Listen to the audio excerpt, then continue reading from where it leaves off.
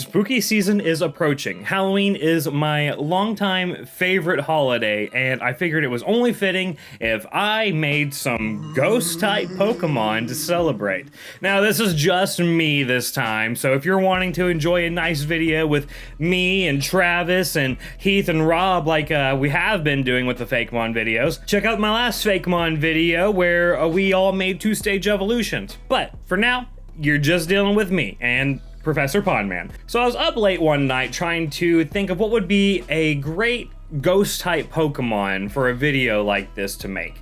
And after a lot of bad ideas, I finally landed on one that I'm pretty into. So, jumping right in. Since this is a Halloween ghost-type Pokemon, not just any old ghost-type Pokemon, I wanted to really stick with that theme. So, I had the idea of a Pokemon that like to basically dress up and blend in with the other kids that are trick-or-treating. This Pokemon can only be found during Halloween night, so it's very rare to come across, and you might not even know it if you come across it. It would typically look like a kid dressed up as a ghost, just wearing a sheet costume with eye holes cut out in it.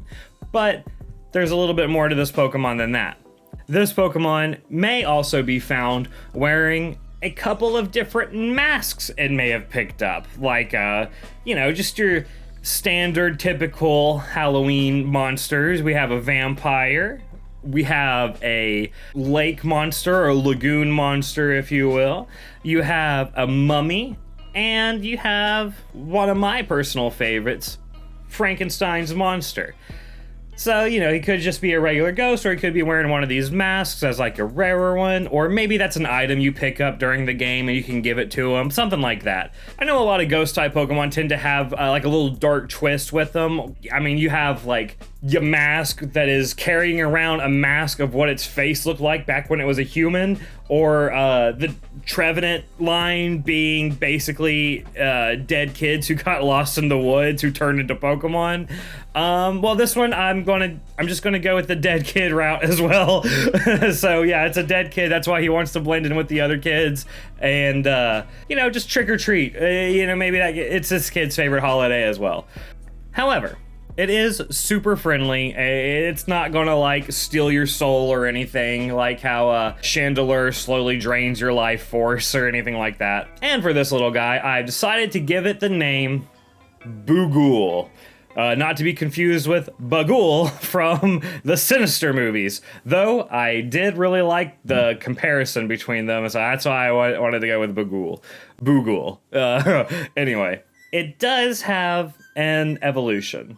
Well, you'll see. So for the evolution, again, pure ghost type, it just kind of gets bigger, and it does become a little bit more aggressive. Maybe it gets a little too into the Halloween spirit, and often goes a little bit more with tricks than it does treats, if you catch my drift.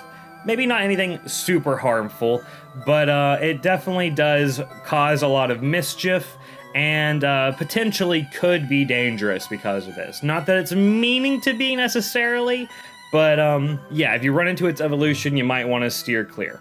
Bagul eventually evolves into who we have here, Geistghoul. But that's not all.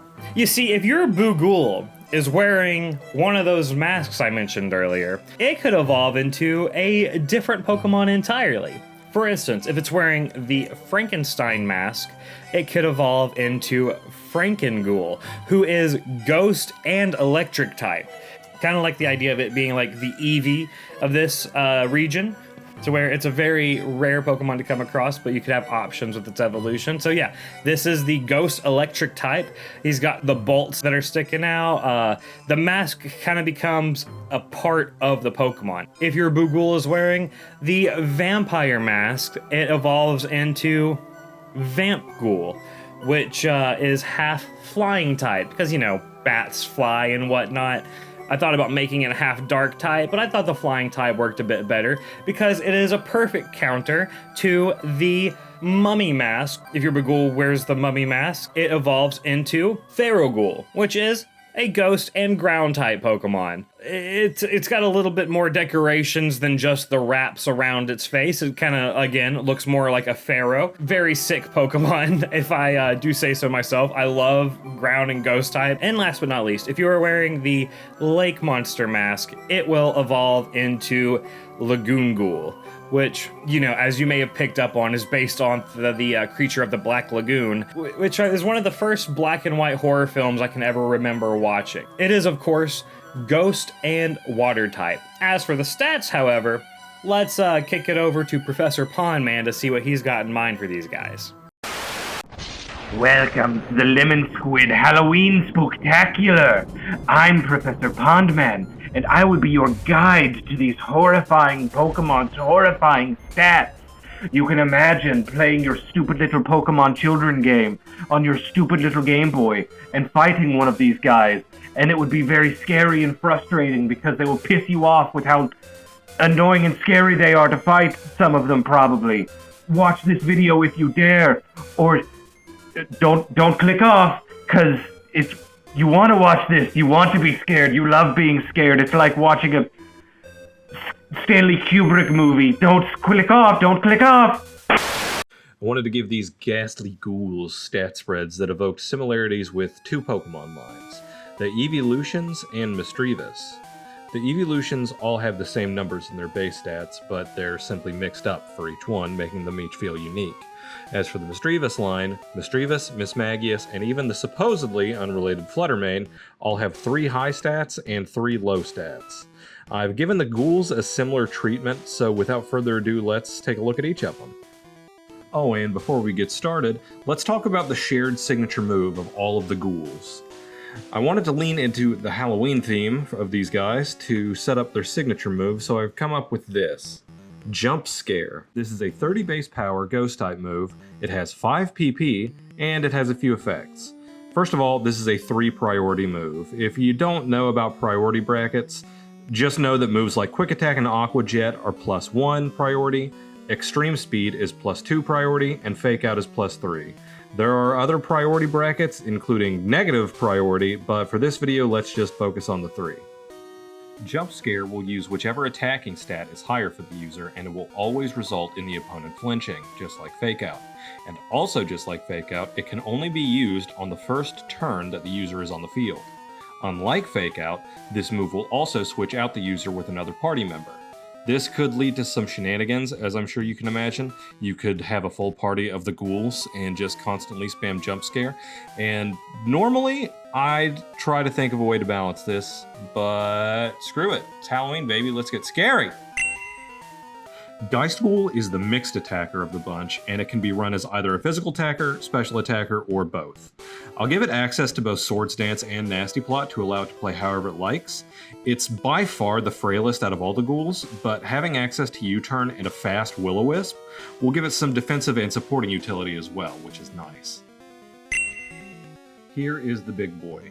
125, 125, 60 is a pretty darn good defensive spread, and Poltergeist coming off of a base 125 attack stat will pulverize anything that doesn't resist it. Being a physically inclined electric type is usually a bad thing, since my boy Pikachu has a monopoly on Volt Tackle, which is pretty much the only good physical electric type move.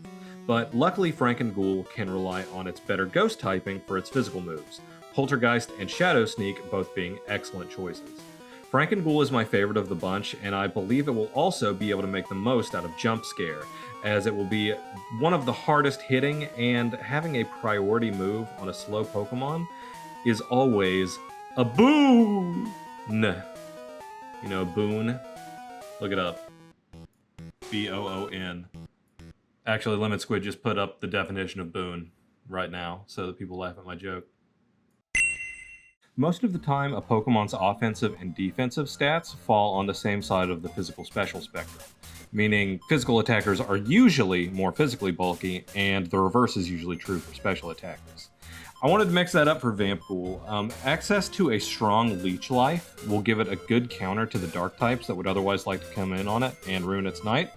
I gave it Dry Skin because I was trying to think of a joke about vampires and sunlight, so Hopefully that reads, but a bonus to this is that it could potentially add some variety to rain teams, as non-water type rain abusers aren't all that common. Just watch out for that 100% accurate thunder under rain.